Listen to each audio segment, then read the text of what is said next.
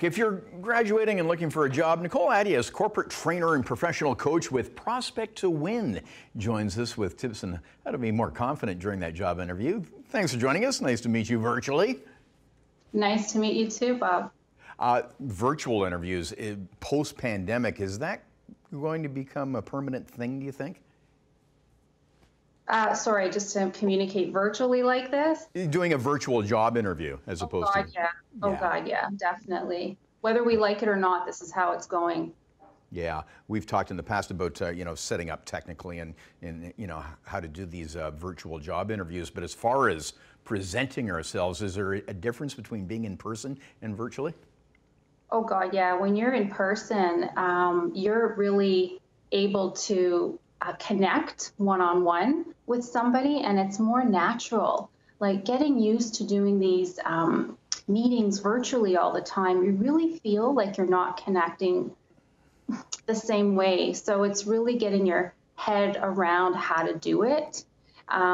Really, I would say, just act as if, even though it's not the case, act as if. Like, what would you do if you were face to face?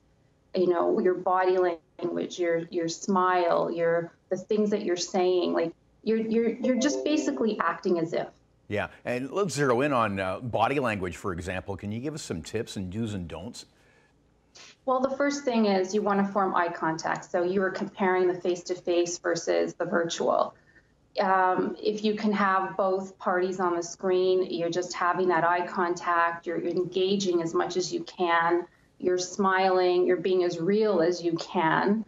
And again, it's all about acting as if. And what tips do you have for coming off more confident, sounding more confident?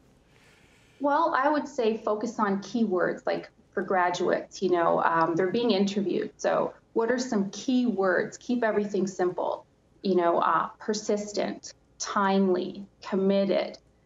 Interviewers like to hear these key words. Yeah, what kind of things can we do to prepare for the interview? Have a list of questions. What do you think will be asked on that interview? Talk about some strengths. They're new graduates, so I would suggest, have not only questions, but have volunteer experiences ready to talk about if they've done some volunteer work.